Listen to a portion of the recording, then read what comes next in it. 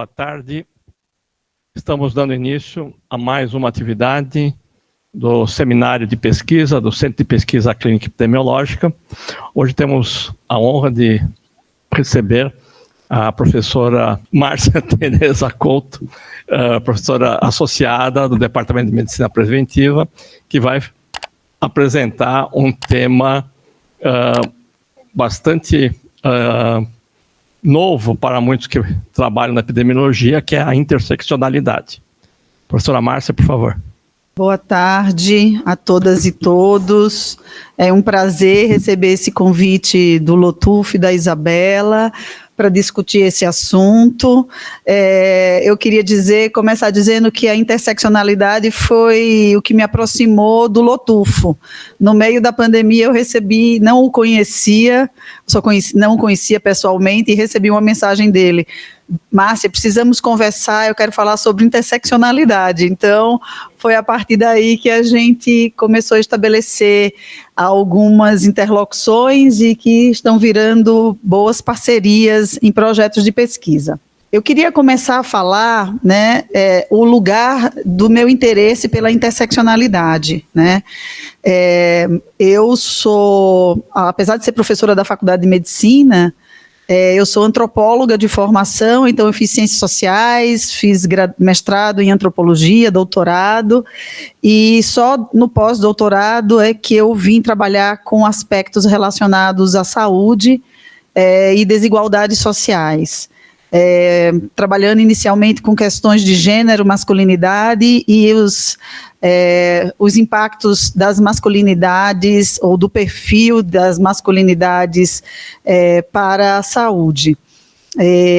Mas isso já faz muito tempo, porque então eu terminei meu doutorado em 2000, mas em 2016, depois de trabalhar muitos anos na discussão sobre gênero e os diferenciais de mortalidade entre homens e mulheres e os impactos da socialização de gênero no cuidado e no envolvimento do autocuidado de homens e mulheres nos mais variados temas, logo depois da minha livre docência, eu resolvi tirar um ano sabático e fiquei em Cambridge, na Inglaterra, me propondo a estudar interseccionalidade, que era uma teoria, então, e uma ferramenta metodológica ainda muito pouco conhecida, e mesmo assim mais disseminada no campo da saúde em estudos qualitativos. E foi nessa oportunidade que eu vi, vamos dizer assim, florescer essa discussão da interseccionalidade para a gente pensar a articulação daquilo que a gente chama dos diferentes marcadores sociais de gênero, classe, raça, cor, etnia, origem, sexualidade, religião, localização geográfica, status migratório, enfim, vários diferentes marcadores sociais, e como a gente poder produzir análises intersectadas, ou seja, que correlacionem esses marcadores. Então é sobre isso que eu vou falar com vocês hoje, trazendo 2 exemplos. Então, a interseccionalidade, ela considera a articulação desses marcadores sociais naquilo que se chama da produção de processos de opressão e desigualdades sociais, e que a gente poderia dizer também desigualdades na saúde, e ela vem se constituindo como uma alternativa teórica e metodológica para a gente analisar, e aí sim eu queria fazer esse destaque, a complexa e dinâmica interação entre os aspectos mais individuais e mais estruturais das desigualdades. Então eu vou trazer aqui para vocês hoje, de uma forma muito breve, situar algumas das problematizações teórico-metodológicas dessa abordagem em 2 níveis, que são mais epistemológicos, vamos dizer assim. São os níveis de análise micro e macro, ou seja, se a gente parte da experiência dos sujeitos ou de suas características individuais, ou se a gente parte das opressões mais estruturais para poder compreender o impacto dessas opressões estruturais na experiência cotidiana das pessoas.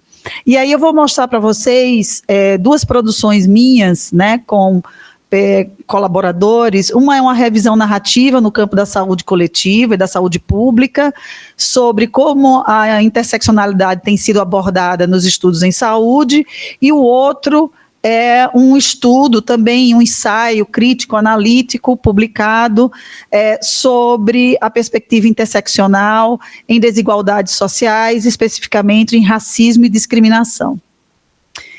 Eu já falei desse termo, marcadores sociais da diferença, na literatura internacional.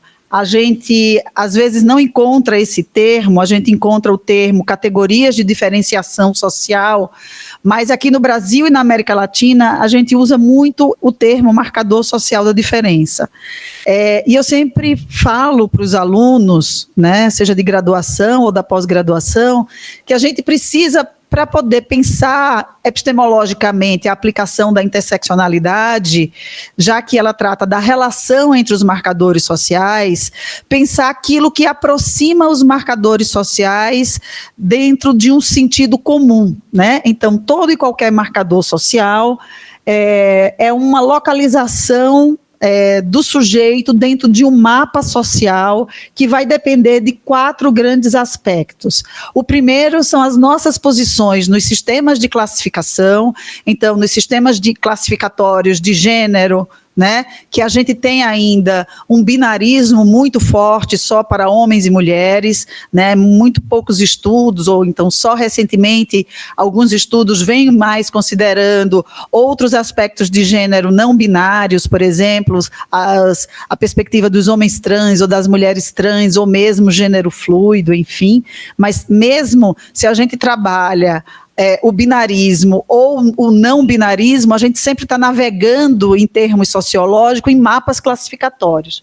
O segundo são as nossas posições pessoais, singulares, nesses sistemas de classificatórios, né? Por exemplo, sistema de raça-cor no Brasil. O sistema classificatório brasileiro é muito distinto do sistema norte-americano, né? Muito distinto daquilo que se considera na Europa e, por exemplo, na Grã-Bretanha como o marcador de raça-cor, né? Sempre a gente vai ter, em termos históricos e localizados, sistemas classificatórios, mas todas as sociedades, para todos os pertencimentos sociais, vão trabalhar com sistemas classificatórios, né? Então, um segundo grande aspecto teórico que se deve considerar são as nossas posições nesses sistemas de classificação. Um terceiro é a forma como nos representamos a partir da localização dentro desses sistemas de classificação, o tipo de controle social, ou seja, a partir da ideia de uma coesão social ou de uma coerção social, como a sociedade imprime para nós normas, padrões e perfis, né, atributos que devem ser seguidos, né, e a nossa agência, ou seja, a forma como individualmente, né, e também coletivamente a gente se posiciona frente a esse sistema classificatório. Eu sempre me detenho um pouco aqui nessa tela sobre os marcadores sociais, porque eu acho que é muito importante, quando a gente vai pensar em interseccionalidade, poder compreender de qual lugar a gente fala em termos sociológicos dessa construção mais teórica. Aqui eu queria trazer um pouco, remontar as origens da perspectiva interseccional, que embora hoje ela não se atenha ao pensamento negro feminista norte-americano, né, ou também norte-americano e canadense, que é muito forte, a gente vê a perspectiva da interseccionalidade com origens também em outros lugares, e mesmo aqui no Brasil, embora a gente não tenha atribuição do nome interseccionalidade, a América Latina usa muito a partir de uma perspectiva decolonial ou de estudos decoloniais, também a intersecção entre diferentes marcadores sociais, mas a gente precisa reconhecer que a perspectiva interseccional ela é uma perspectiva ao mesmo tempo teórica e política, e que ela nasce a partir dos estudos feministas negros norte-americanos, sobretudo com essas 3 autoras, né? A primeira em cima, a Kimberlé Crenshaw, a segunda, Bell Hooks, e a terceira, Patricia Hill Collins, né? É muito interessante perceber como, dentro mesmo do campo dos estudos feministas, a interseccionalidade tem sido percebida como a mais importante contribuição do campo.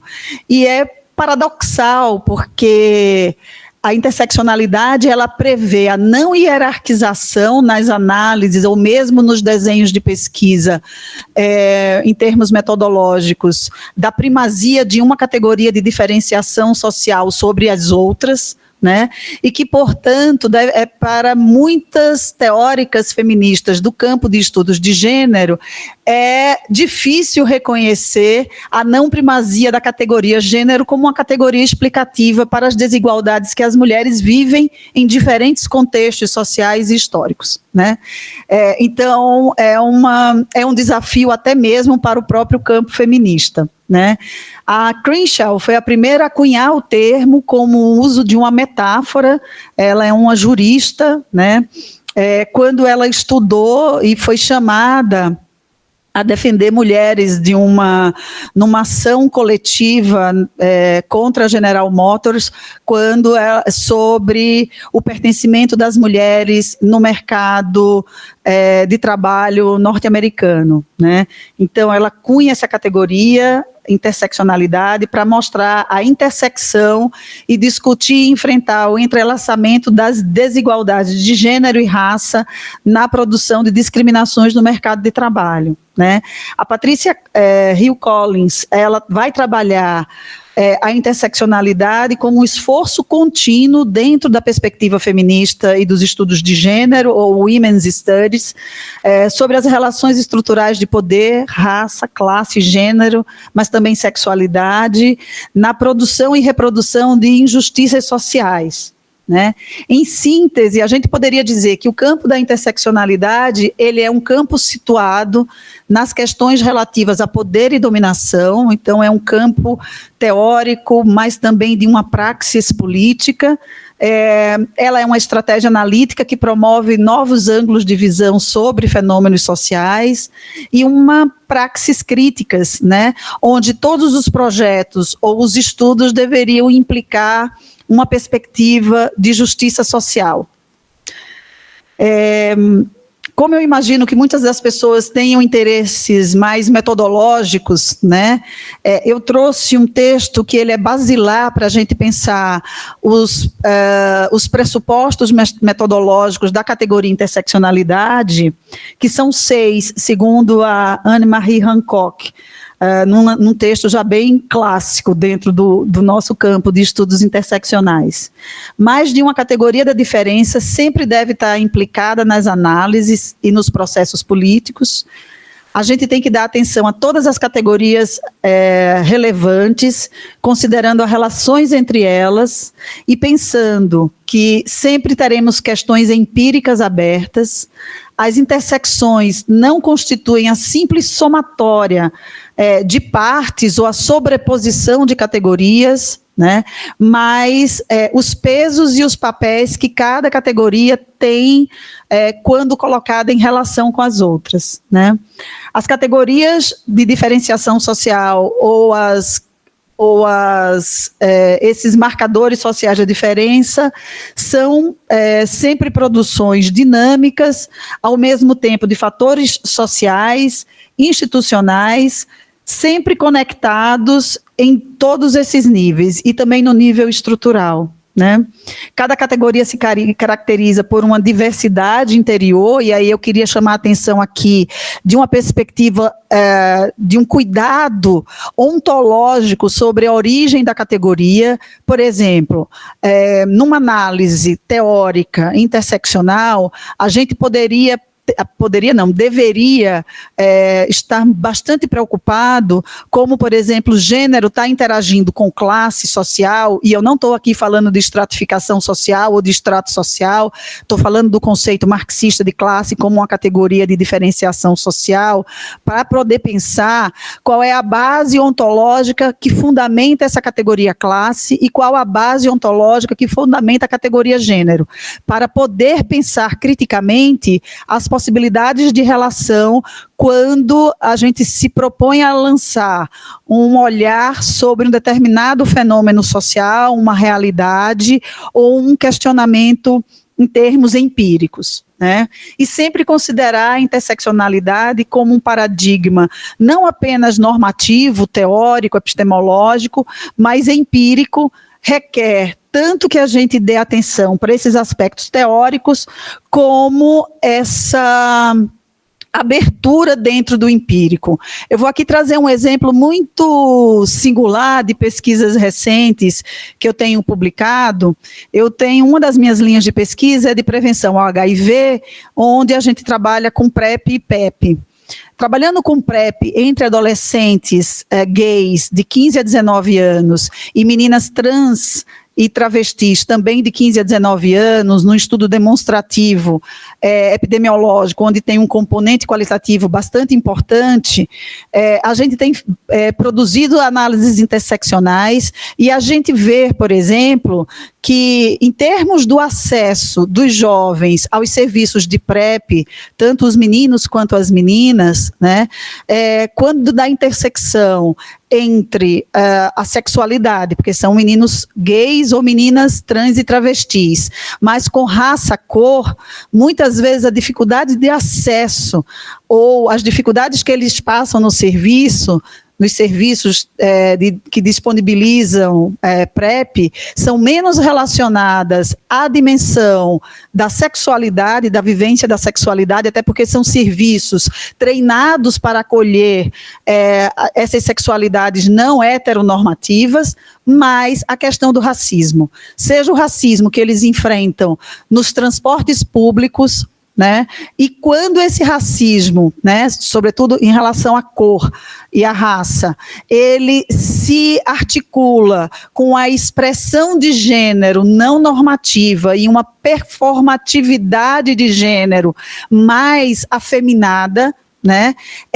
A gente tem um incremento fundamental aí de questões de homofobia e de racismo estrutural que impactam diretamente e vão trazer maiores danos para esses jovens. Ou seja, aquilo que a gente a prioristicamente poderia hipotetizar como as questões de performatividade de gênero, elas são incrementadas quando da interface com aspectos de raça-cor, né? Ou quando incrementadas com aspectos, outros aspectos, como, por exemplo, aqueles muito mais jovens, na faixa dos 15, 16, eles têm mais, os profissionais de saúde têm mais dificuldade de acolhê-los no serviço do que aqueles mais velhos, nas faixas dos 17 aos 19 anos.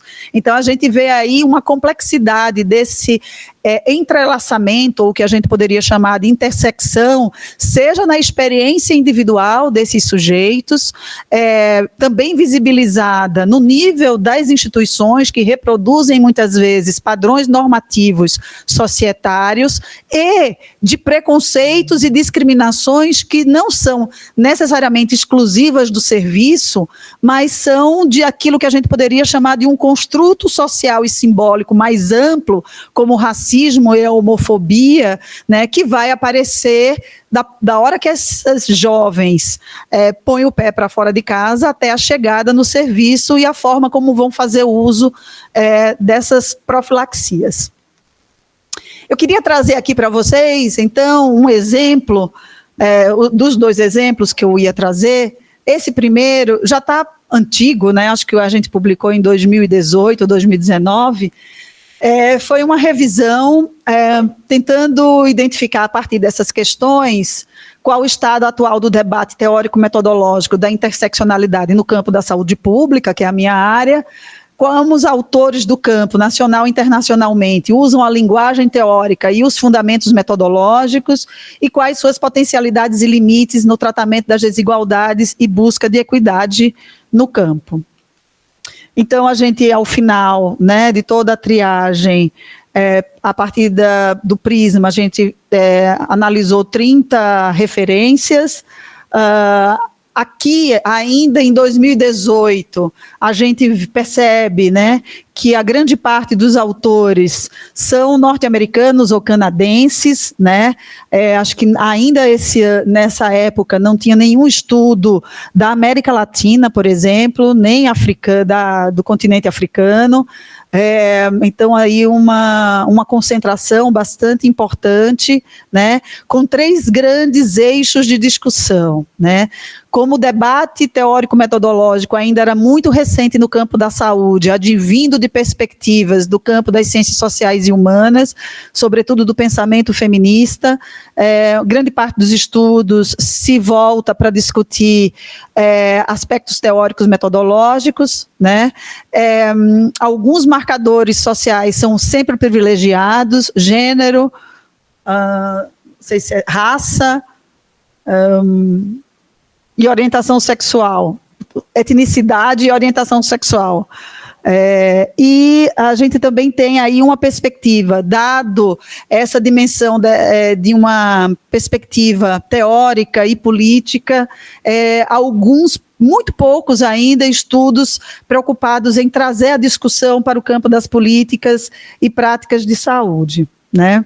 Alguns dos achados dessa revisão chamam a atenção, né?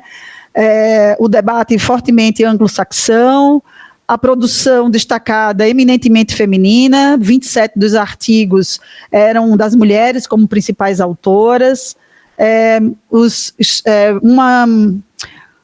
uma diversidade grande de marcadores sociais em articulação, né? Mas poucos estudos articulam mais do que 3 marcadores, e chama muito a atenção que ali ainda nos anos, né, no final da década passada, a gente não tinha um desenvolvimento teórico interseccional dentro do próprio campo da saúde. Hoje a gente tem grandes nomes importantes que são muito citados, né? A Bauer, a Olena Rankvinsky, a outra que está citado ali aparecendo, a Lisa Bolleg, atualmente elas têm um destaque muito grande.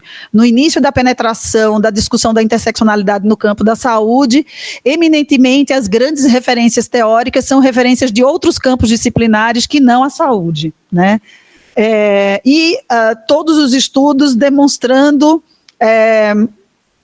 uma grande preocupação teórica metodológica de como montar desenhos de pesquisa, conduzir estudos empíricos dentro dessa perspectiva interseccional e, sobretudo, como nos estudos previamente desenhados, sem necessariamente essa perspectiva interseccional, como produzir análises minimamente, tanto em estudos epidemiológicos quanto em estudos qualitativos de caráter análises interseccionais.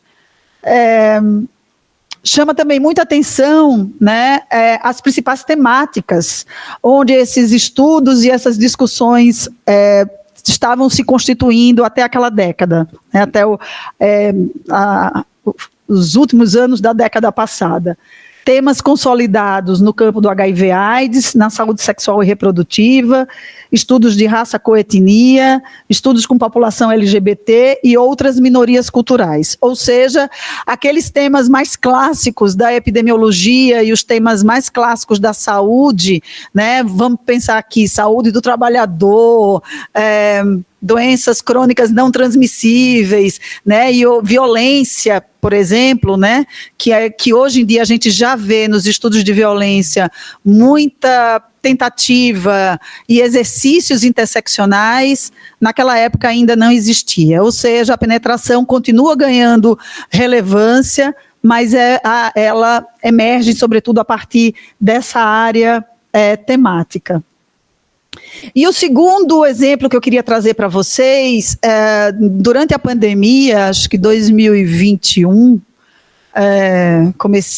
final de 2021, começo de 2022, eu fui convidada por alguns pesquisadores, sobretudo 2 pesquisadores ingleses, para colaborar no número especial do Lancet, onde a gente publicou 3 artigos sobre interseccionalidade, muito motivado para pensar as discriminações, racismo e xenofobia. Então, esse número especial do Lancet, ele produziu 3 grandes papers, um deles é voltado para uma revisão mais atualizada sobre os estudos interseccionais, não só teóricos e metodológicos como o que eu fiz, mas teóricos metodológicos empíricos, incluindo epidemiológicos e qualitativos. um segundo que eu vou trazer para vocês, que é um desenho como se fosse de um arcabouço, ou de um framework, um arcabouço metodológico para a gente pensar a interseccionalidade relacionada a questões de racismo, discriminação e homofobia e xenofobia. E um terceiro, que é um estudo que pode ser que para vocês tenha bastante interesse, que é um estudo sobre experiências de aplicabilidade da interseccionalidade em settings de saúde. Então, nesse paper 3, que chama Insights Interseccional sobre Racismo e Saúde, não apenas uma questão de identidade, a gente vai abordar a interseccionalidade como uma ferramenta teórico-metodológica para destacar as intersecções desses três aspectos com outros sistemas de opressão e de como isso afeta a saúde e o que pode ser feito a respeito, né? São muitos autores nesse paper. Eu participei aqui pelo Brasil e convidei, porque eu fui convidada a partir de uma perspectiva da interseccionalidade, para contribuir para o artigo. Mas um dos objetivos do artigo era a gente trazer exemplos e casos concretos que a gente pudesse pensar alguns países, Austrália, Brasil, África do Sul, a Inglaterra e América do Norte e Estados Unidos e Índia, né? E aí a gente buscou trabalhar casos, exemplificar através de casos. E aqui no caso do Brasil, eu convidei a professora Maria Fernanda Tourinho Pérez, que também é do Departamento de Medicina Preventiva, para a gente fazer uma discussão, no caso brasileiro, sobre as mortes violentas por policiais entre jovens no Brasil, né? Então, esse foi o caso do Brasil que a gente trouxe aí para esse número, né? Então, aqui são os pesquisadores e os países onde a gente trabalhou. Eu quero dizer para vocês, fazer essa série no meio da pandemia, com um monte de reuniões online, foi talvez o trabalho mais desafiador, por isso que eu gosto dessa figura. E a gente fez algumas perguntas nesse nosso paper 3, né? Fatores históricos e de colonialidade moldam as experiências contemporâneas de raça e racismo. O racismo leva à separação e à hierarquia de identidades e privilégios. O racismo e a discriminação são institucionalizados em nível sistêmico e incorporados em leis, regulamentos, práticas e sistemas de saúde. Discriminação e exclusão são processos racializados que retroalimentam racismo como forma de violência estrutural. Então, essas foram as perguntas que todos os pesquisadores, a partir também dos seus estudos de caso, trouxeram para o paper, né? A gente trabalhou a proposição de alguns pressupostos da interseccionalidade, né, muito baseado naquela perspectiva da Hancock, Anne-Marie Hancock, que eu já trouxe para vocês. Todos têm experiências únicas, singulares, de discriminação, que são moldadas por sistemas mais amplos e sobrepostos de opressão ou, inversamente, privilégio, como racismo, sexismo, homofobia e incapacidade. Aqui eu queria fazer um parêntese na questão do privilégio. Eu sou uma pesquisadora que constituí a minha carreira durante mais de uma década, e que foi o tema da minha livre docência, sobre masculinidades e saúde. Então, dentro dos estudos de gênero, eu sempre me interessei mais pelo lado do privilégio, até porque nos estudos de masculinidade, a gente tem um paradoxo, né, uma contradição muito clássica, né? Os homens morrem mais em todas as causas de mortes evitáveis, e mais do que as mulheres, para todas as faixas e todas as causas. Os homens são os que menos acessam e usam serviços de saúde. E quando fazem uso de serviços de saúde, fazem na busca muito mais de serviços curativos do que de preventivos ou de projetos, ações de promoção da saúde, né? Então, Ao mesmo tempo, todos os estudos epidemiológicos demonstram que os homens, quando comparado às mulheres, são aqueles que mais reportam uma melhor condição geral de saúde e menos lembram de questões específicas de adoecimentos, quando perguntados na última semana, no último mês, ou enfim, em qualquer período de tempo. Então, os homens adoecem, e quando adoecem, chegam aos serviços de uma forma mais crônica comparativamente às mulheres. Mas, ao mesmo tempo, são os homens que detêm os maiores status de poder e privilégio quando a gente pensa na sociedade. Então, sempre foi isso, como pesquisadora durante mais de uma década, que me motivou a fazer diferentes estudos sobre masculinidades, né? Como pessoas que na sociedade têm poder, prestígio e privilégio destacados, usa desse poder, prestígio e privilégio, muitas vezes, de forma a diminuir os outros, né? Mas, ao mesmo tempo, quando a gente olha para esses parâmetros da saúde e da morbimortalidade, são aqueles que mais precisam de atenção. E, ao mesmo tempo, aquela política nacional de atenção integral à saúde do homem, que eu participei lá no fim dos anos 90, nunca se efetivou como uma política de fato de Estado no país. Então, olhar o privilégio também é uma perspectiva da interseccionalidade, não só as formas de discriminação.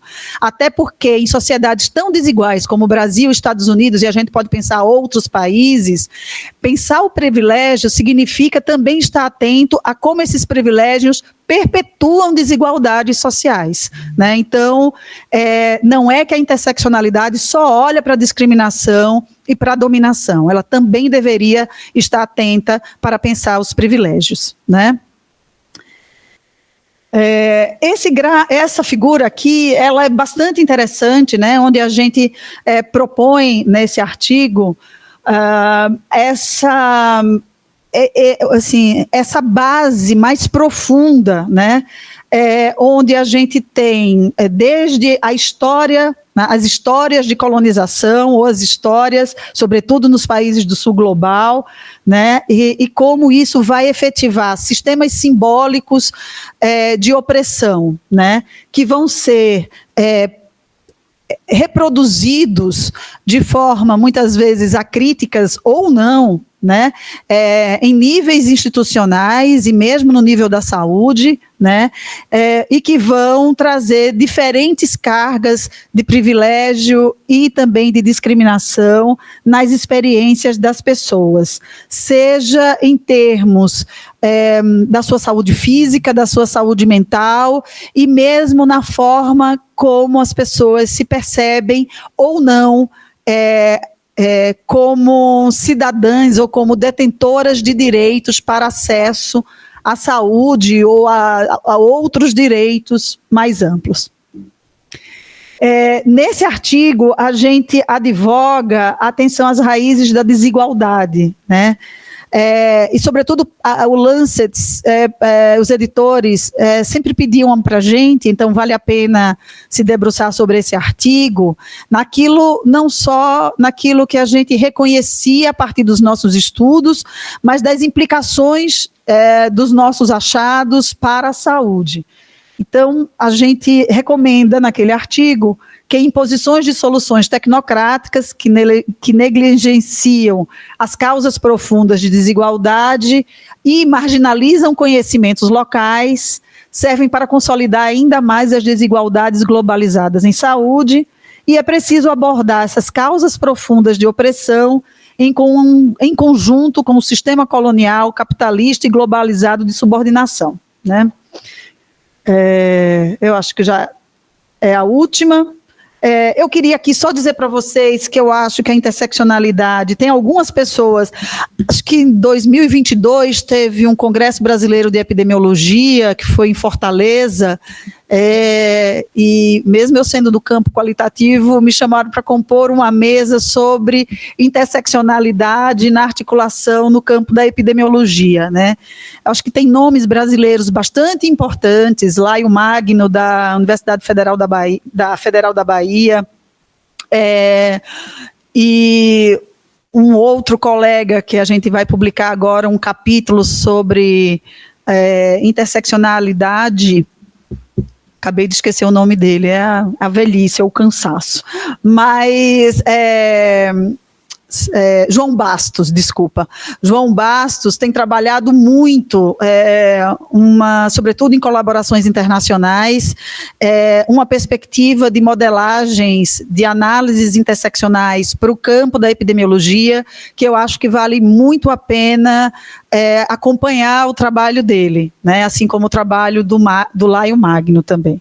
Né. Então, eu acho que a interseccionalidade, eu não queria polemizar, mas eu sempre gosto de uma boa polêmica. Eu acho que ela revigora os estudos sobre os determinantes sociais de saúde, mas, sobretudo, os estudos sobre determinação social da saúde, na medida em que a gente pode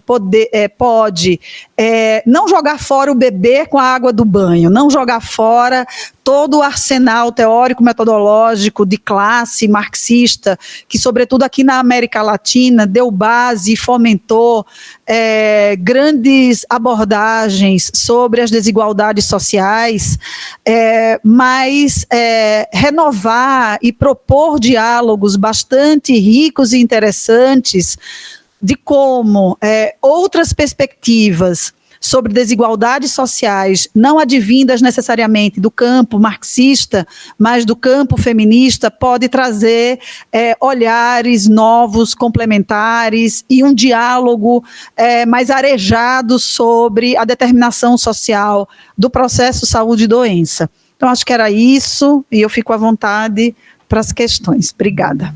Quero somente informar que os nossos colegas da Universidade Federal do Maranhão estão participando pela primeira vez. Eu vi a Érica, a Bárbara aí, acho que tem outros presentes também. Márcia, vamos colocar a coisa em termos mais... Você me contou um exemplo que uma daquelas 3 autoras iniciais, ela teve um insight, uma epifânia, que foi a ida numa festa, não foi isso? Sim, não, conta essa história. Foi a Angela Davis, né, que tem vindo muito ao Brasil recentemente. A Angela Davis, uma vez, tem uma entrevista dela muito interessante, numa revista chamada Dubois, onde ela diz que ela é uma feminista militante, né, do movimento negro. Ela fez parte do grupo dos Panteras Negras, né, nos anos 60, 70, nos Estados Unidos, e ela diz nessa entrevista que quando ela se vê no espelho de manhã cedo, ela não se vê nem como mulher e ela não se vê como uma pessoa negra. Ela já automaticamente se reconhece como uma mulher negra, e que isso faz muita diferença. Né? E aí ela olha para uma plateia, né, nessa entrevista ela diz que ela olha para uma plateia predominantemente de mulheres brancas, de classe média, e diz, quando vocês se olham no espelho pela manhã, o que vocês veem?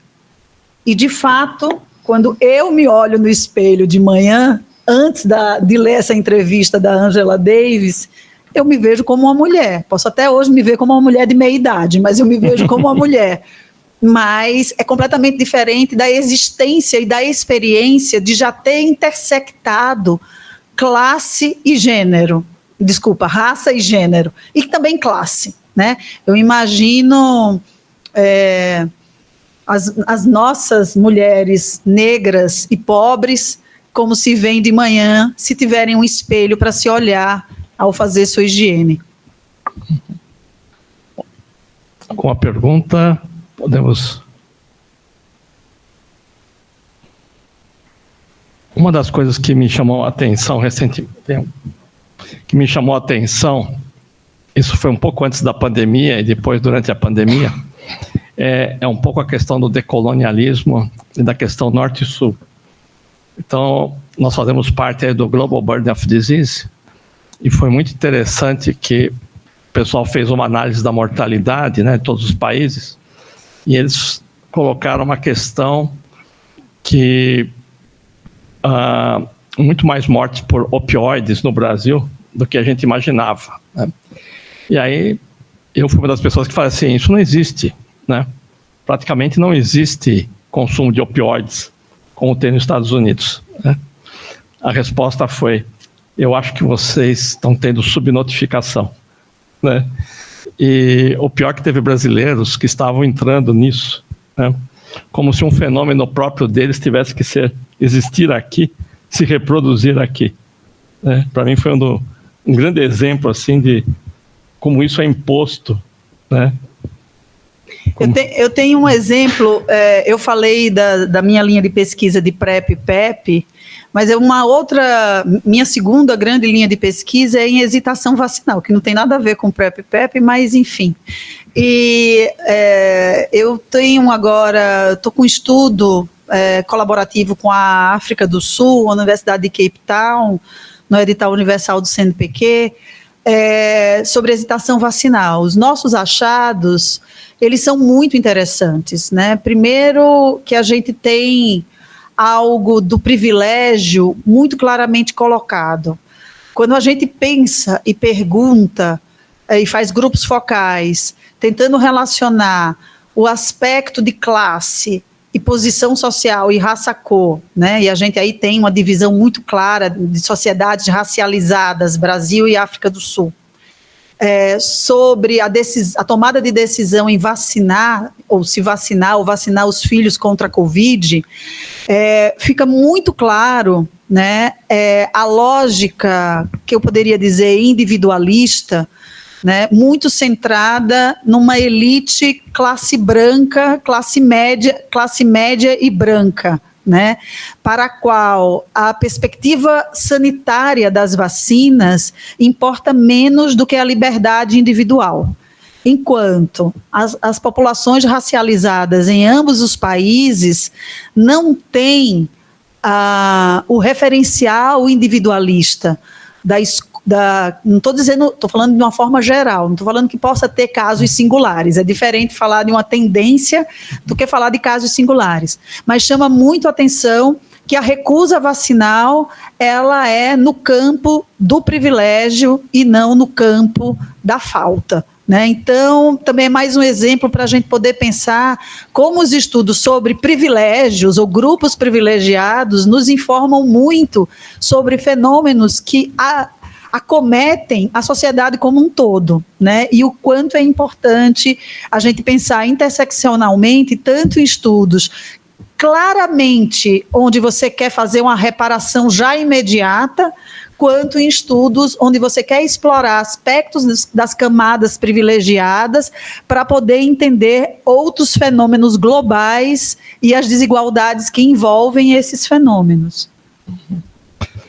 Muito interessante isso. Esse foi um grande debate durante a pandemia, onde uma boa parte da imprensa, de outros pensadores, achava que nós íamos ter uma recusa vacinal muito grande no país, né? Porque se baseavam muito em quem tinha poder em se expressar.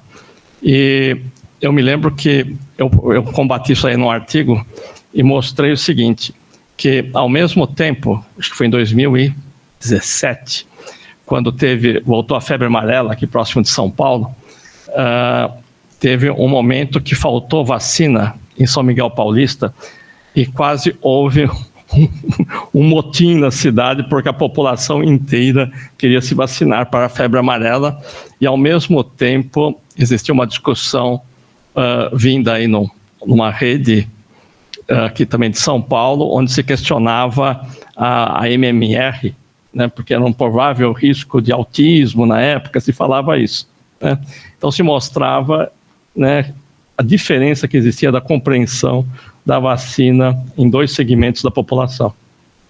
Esse caso da MMR é um caso clássico, né? O caso do artigo fraudulento do Wakefield no Lancet, em 1998, e que o Lancet passou simplesmente 12 anos para colocar o artigo como resultado de uma pesquisa fraudulenta.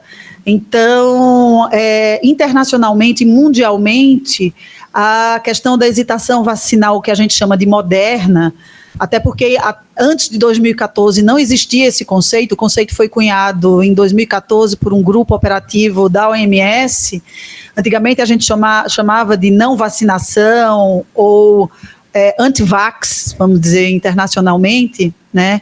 Passa a ser o caso do Wakefield, desse artigo, passa a mobilizar surtos de sarampo em diferentes lugares do mundo, inclusive aqui no Brasil, mas sobretudo relacionados a comunidades de renda média e alta e sobretudo de alta escolaridade. Interessante que a população quase quebrou o centro de saúde lá de São Miguel porque faltou para a febre amarela, que todo mundo achava que era, e com razão, necessária, né? Isso é interessante. Nós temos um outro exemplo, também pegando a questão do decolonialismo, que é interessante, que atualmente quando se analisa nos Estados Unidos a questão da mortalidade, pegando o que eles definem lá por raça, eles começam a entrar em alguns colapsos, quando eles começam a ver que aquilo que eles chamam de branco tem uma mortalidade maior do que os hispanos, sendo que os hispanos têm mais fatores de risco, tem até um pouco mais de morbidade, mas a mortalidade é menor. E aí então eles tentam tentaram durante 20 anos encontrar todas as formas possíveis de erros metodológicos, vieses de aferição e tudo mais, né? E recentemente, né, tem vários autores de origem hispânica nos Estados Unidos que falam assim, mas desde quando vocês, brancos americanos, são referência de saúde, né? Por que é que vocês querem ser referência? E o interessante é que teve o editor de uma revista que nem conseguiu entender, né, o questionamento, né? Assim, que eles não podem ser a referência, né, assim, daquilo que seria o adequado, né? Esse é um tema que está muito andando por aí. Eu queria só também falar essa referência de colonialismo, né? Então, essa discussão da hesitação vacinal, mudando um pouco de assunto, mas eu acho que é bem nessa linha que o Lotufo está chamando a atenção. A partir de 2010, sobretudo de uma visibilidade do fenômeno das quedas das coberturas vacinais globalmente, a OMS monta um grupo de experts em vacinas para pensar um termo que não seja só porque antigamente os estudos separavam entre aqueles que postergavam vacinas, aqueles que escolhiam vacinas, os que selecionavam, e aqueles que não vacinavam. E aí a OMS se junta para construir um conceito, a partir de um difícil consenso, sobre hesitação, o que chegou a ser visto e que está até hoje em voga como hesitação vacinal. Mas chama muito atenção que nesse primeiro conceito, que é de 2015, a questão do acesso às vacinas não está colocado como um dos aspectos para a hesitação vacinal. A hesitação vacinal seria um contínuo entre a total aceitação e a total recusa da vacina, entre diferentes aspectos, né, mas centrado no nível comportamental, de responsabilização individual, então, né, e da tomada de decisão individual pelas vacinas. Se a gente pensar todo o continente africano e todo o continente latino-americano, né, a questão do acesso às vacinas, né, a gente viu isso muito claramente no acesso às vacinas de Covid, né, a gente vê aí uma clara perspectiva colonialista, onde o fenômeno sempre, a lente prioritária para a compreensão do fenômeno é sempre parte do norte global ou das questões que são mais Sim. caras ao norte global e não aos países do sul global, né? Exatamente. Exato.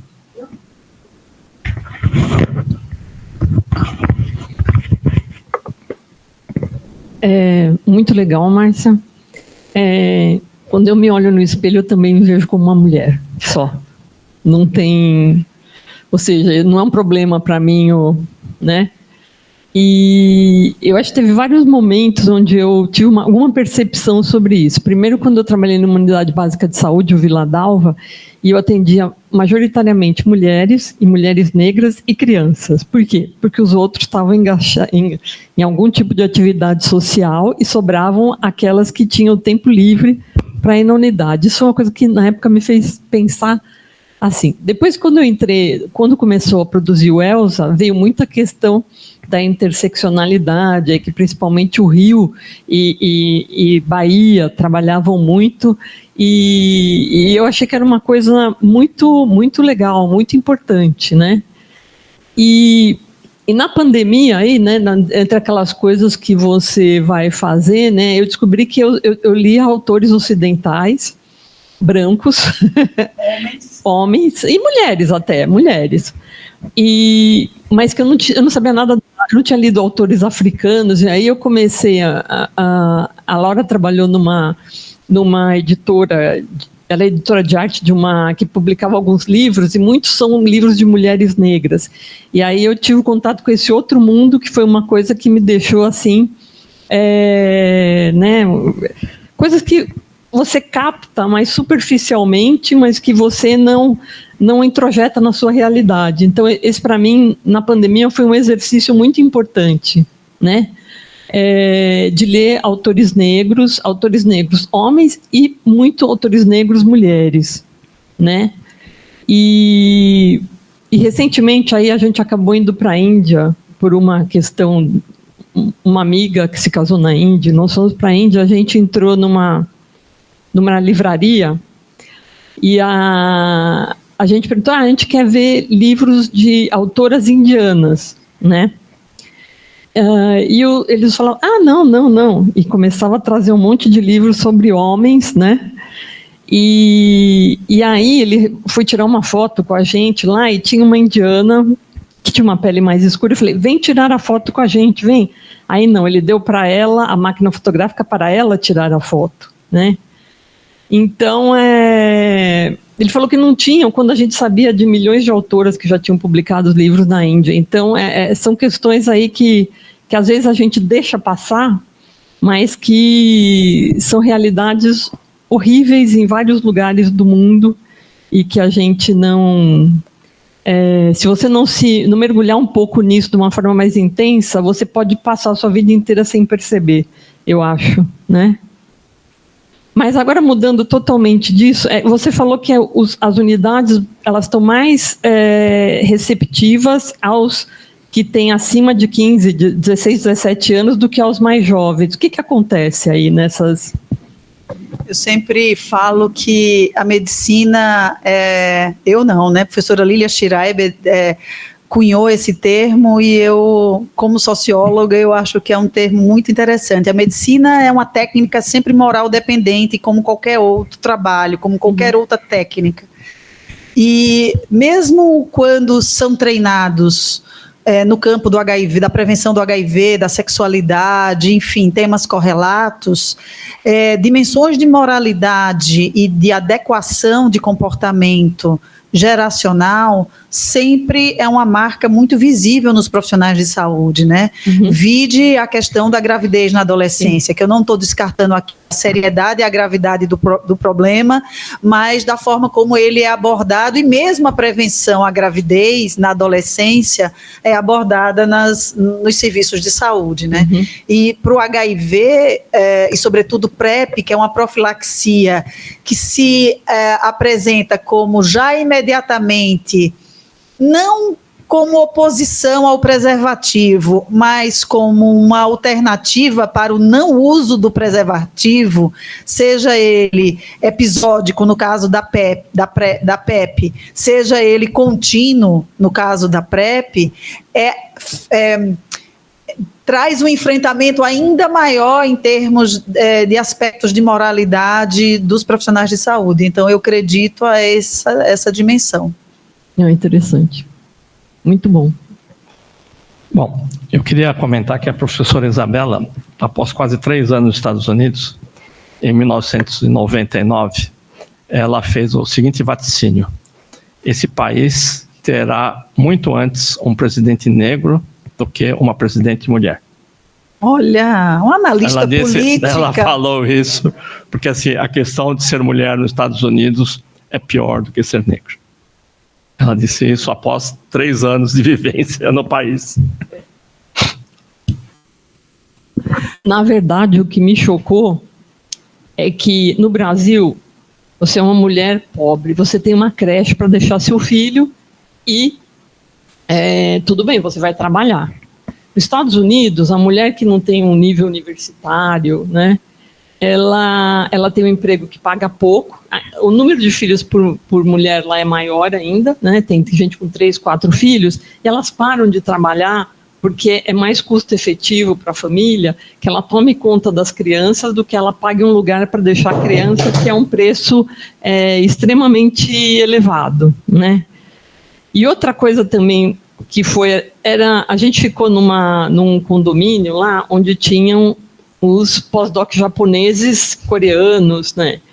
E era sempre assim, o pós-doc era sempre o homem, ele vinha na frente, a mulher vinha 1 metro atrás e os filhos atrás da mulher. E eu falei assim, gente, essa situação é inconcebível no Brasil que uma coisa dessas aconteça. Então, são 2, sim, países, os países orientais, Japão, Coreia e próprio Estados Unidos, onde a situação da mulher é muito mais difícil em alguns momentos. Ou você tem uma pessoa muito diferenciada, que aí você vai ter um filho mais tarde e vai botar numa escola e você tem dinheiro para pagar, ou você vai ficar na pracinha, como ficavam as mulheres lá do nosso pedaço, tomando conta de 3 bebês. É muito ruim isso. E como o sistema acadêmico, ele reproduz, né? Porque a gente pensar que a academia também o nível aí institucional, como ele reproduz essas desigualdades, né? Tanto para homens quanto para mulheres, na maior parte das universidades norte-americanas, a manutenção como professor é a partir da captação de recursos em formas de grants, sim, né? Mas quando a gente olha a sobreposição ou a interseccionalidade de gênero com capacidade de trabalho, quem mais vai poder se manter na captação de financiamento para se manter e crescer na carreira universitária. Sim. Então, tem uma dimensão, né, muito complexa. Muito complexa. Né? Licença maternidade não há para as mulheres na academia. Né? Com 15 dias elas voltam a trabalhar. Elas voltam, sim. E quando a gente estava lá, trocou o full professor lá da nossa unidade, e foi a nossa orientadora, que era a Joanne Manson, que assumiu como full professor. E 10% da Harvard tem full professors mulheres, 90% são do gênero masculino. Então, essas questões aí, a gente até no nosso departamento, nós estávamos vendo aí a questão das mulheres, nosso departamento tem 26 homens e 24 mulheres, e a curva, ela é ascendente. Na clínica médica. Na clínica médica. Então, assim, porque a gente começou a falar, será? Como é que tá? É só na clínica médica, viu? Na verdade, não, mas aí, assim, todo mundo olhou e viu a curva, né? Os homens diminuindo, as mulheres subindo, e ficamos todos felizes até, né? Mas eu diria que eu fiz esse estudo na Faculdade de Medicina, só agora, com esses últimos concursos, só 21% são de mulheres titulares, né? E aí ficou até o que a gente vai fazer? Não, que nas bancas do departamento, se tem mais candidatas mulheres, 3 mulheres na banca e 2 homens. Tem mais homens, faz 3 homens, assim, tentando acertar em alguns dentro da nossa própria instituição, né? Tirar algumas posições. Lígia. Só uma colocação que a Isabela falando, me lembrei, eu morei há 30 e poucos anos atrás no interior de Santa Catarina, uma cidade pequenininha chamada Fraiburgo, na terra onde se planta maçã. As mulheres não têm identidade. Eu era apresentada para as pessoas como a esposa de fulano, e as mulheres eram apresentadas a mim como a esposa de ciclano. Eu muitas vezes não sabia o nome de ninguém, e ninguém sabia meu nome. Elas não existem. E foi na sua trajetória de vida, não foi no século passado. Não, foi na minha trajetória. Eu sou velha, Pois é. mas não faz tanto tempo assim. E eu não acredito que tenha mudado tanto. Exato. Mais alguma pergunta? Vou levantar no chat. Quem tá... Acho que é a professora Adriana. Dri, pode falar, Dri. Boa tarde a todos. Boa tarde. Então, meu nome é Adriana, eu sou orientanda do professor Lotufo. Muito obrigada por essa discussão interessantíssima. Eu fiquei também me perguntando que tipo de mulher eu vejo no espelho, e eu não sei que tipo de milagre meus pais operaram, mas eu moro em Manaus, né, que nasci em Manaus, no meio da floresta,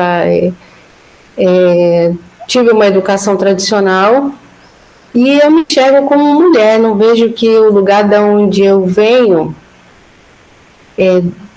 tenha tido um determinismo sobre o meu pensamento, né? E olhando para outras mulheres, eu vejo que isso não é assim.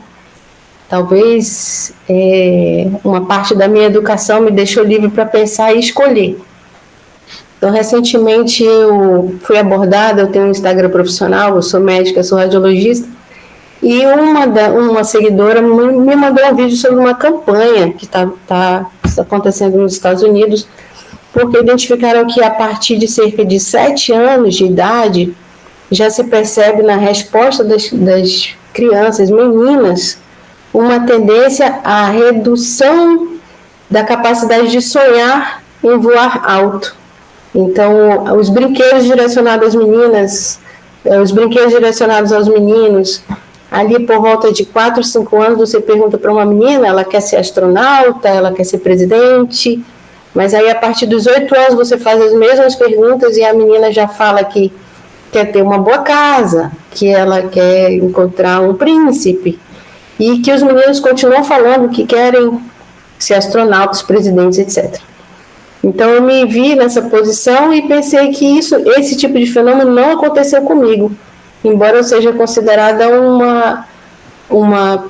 pela visão, como você falou, a anglo-saxonização do debate tenha me colocado numa posição em que talvez eu não devesse pensar como eu penso. Então, no campo da sociologia, o que eu queria perguntar é o seguinte: eu estou em fase de defesa do meu doutorado e foi marcante a diferença entre homens e mulheres para certos marcadores importantes. Então, no campo da sociologia, além de colocar luz sobre esses problemas, que tipo de proposição de solução vocês colocam para esse tipo de abordagem de resultado? Quando eu encontro situações que são mais prevalentes em mulheres de baixa renda, ou que a realidade social seja... A gente tenha sido educado para aceitar que a realidade social tenha sido determinante naquilo, mas que nos nossos resultados a gente também fez análise genética. Depois de bom trabalho, e agradeço sempre muito. E aí eu tenho um outro microfone aqui na pergunta, mas como é que eu faço para a interseccionalidade me ajudar a debater melhor os meus resultados? Olha, Adriana, né, é um prazer conhecer você. Acho que você também está no projeto... Tá. Briefwell. Briefwell. Eu vou começar dizendo que muitas vezes, ou por muito tempo, a sociologia não se preocupava com essa dimensão prática, né, de dar respostas, né? Ainda tem um ramo da sociologia ou das ciências sociais e humanas que não necessariamente se preocupa com as respostas operativas práticas. Mas o que eu diria para você é que tanto o envolvimento da perspectiva das ciências sociais e humanas no campo da saúde pública, sobretudo na América Latina como um todo, e mesmo, né, nos países do norte global, tem começado a olhar para esses resultados, dessas disparidades, né, de gênero ou de raça-cor, né, que é muito forte ultimamente, tem crescido muito, em termos daquilo que é necessário para as políticas públicas. Então, não é menos a nível individual ou proximal, vamos dizer, e muito mais em termos do que esses resultados podem servir para reconfigurar atividades, políticas, programas no campo das políticas públicas, sobretudo no campo da saúde, né? Então, eu acho que é mais por aí. Acho que a gente tem dado menos ênfase em proposições a nível comportamental ou individual, e muito mais para o campo das políticas públicas. Tá bom, professora. Obrigada. André, eu vou passar agora para a Fernanda Martins uma pergunta, mas se você quiser explicar que a sua educação foi um pouco diferente, você conta aquilo que você falou para mim quando você começou a dirigir um carro. Fernanda, por favor. Achei que a Adriana ia falar, fiquei curiosa. Obrigada, professor Lotufo, e obrigada, professora Márcia, que foi muito enriquecedor essa aula aqui para mim. Eu sou médica fisiatra e eu trabalho principalmente no atendimento a pessoas que acabaram de ter a instalação de uma deficiência, sejam crianças, sejam adultos ou idosos. E eu não conhecia o termo interseccionalidade, mas eu vejo na prática isso me ajudou a ganhar lentes novas. Porque eu vejo pessoas muito privilegiadas com instalação da deficiência, com seus filhos, com tumores ou traumas e etc. E pessoas em atendimento, como aqui no Hospital das Clínicas, onde eu estou assistindo essa aula hoje. E para mim, as questões de gênero, principalmente as questões de privilégio, que a professora falou, são de rápida leitura, e se eu não souber fazer essa leitura, eu vou perder a capacidade de interagir com aquela família no primeiro momento. Porque se eu interagir com aquela família da mesma maneira que eu interajo com o paciente SUS, eu não tenho diálogo com eles. É impressionante como eu preciso adaptar a minha interação de uma maneira muito intensa, e como são interações realmente precisam ser diferentes. Eu preciso ter uma ótica e um cuidado muito adaptados a essas diferentes realidades. E eu não sei se todo mundo já assistiu aquele filme que chama Como Eu Era Antes de Você, que é um tetraplégico suíço, que ele acaba indo para a eutanásia. E para mim, eu precisei assistir 2 vezes aquele filme quando eu assisti, porque eu falei, gente, essa leitura e essa história é só porque o cara era muito rico, então o tombo dele foi muito alto quando ele ficou tetraplégico. As outras pessoas normais, que não têm tanto privilégio, elas conseguem fazer um caminho para um coping diante da instalação da deficiência, que é muitas vezes diferente de uma pessoa com alto privilégio. Por que eu estou dizendo isso? Porque eu queria agradecer mesmo a professora, porque eu quero estudar sobre isso, porque a questão da deficiência, da desigualdade do ponto de vista social, obviamente a gente vê que a deficiência, ela coloca as pessoas e as famílias numa situação de maior vulnerabilidade quando não são, ou empobrece as famílias, mas na instalação da deficiência, esse recorte realmente ganhou uma nomenclatura nova, assim, para mim, porque é impressionante como ao longo da minha trajetória eu fui fazendo essa adaptação, mas sem saber nomear.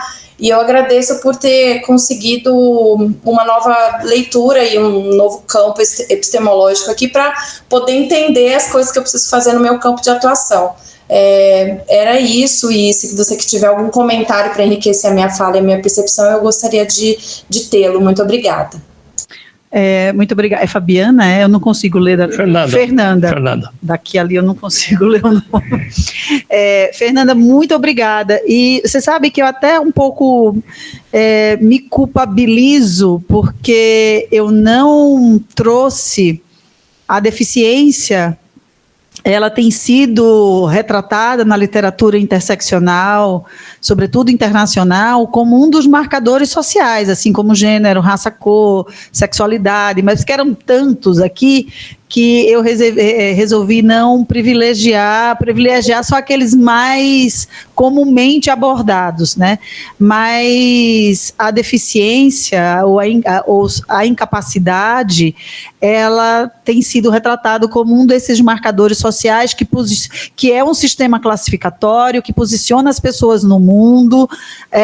As pessoas que estão situadas a partir desse sistema classificatório, elas representam a sociedade de uma forma própria, e a agência delas frente a essa condição, vamos dizer assim, ela envolve tanto aspectos das expectativas da sociedade versus a realidade e as possibilidades que ela tem de coping ou enfrentamento, né? Então, sim, tem muitos estudos interseccionais no campo de estudos de pessoas com deficiências, e eu acho que vale a pena você ver isso. Mas são ainda poucas publicações quando a gente olha para esses outros marcadores mais tradicionais. Mas eu acho que vale a pena você dar uma procurada e você vai achar coisas bem interessantes. Eu andei já procurando algumas coisas aqui, enfim, rapidamente enquanto você estava dando a aula, mas agradeço pela sua fala e agradeço ao professor Lotufo pela sua... por trazer você aqui nesse fórum. Obrigada. Pelo convite de uma coisa tão diferente. Tá bom. Então, gente, são 14h40. Se não houver mais nenhuma pergunta, nós vamos, então, agradecemos a Márcia Couto por essa apresentação. Eu acho que é um tema bastante, assim, ainda fora do escopo que a gente trabalha dentro da epidemiologia / saúde pública, né? E eu também saúdo aí a Tereza, a Érica, né, o pessoal que está chegando lá do Maranhão, né, a Adri, como sempre, lá de Manaus, né. Então, eu agradeço a presença de todos e estaremos na segunda-feira com mais uma apresentação aqui. Bom. Eu que agradeço, e até uma próxima oportunidade.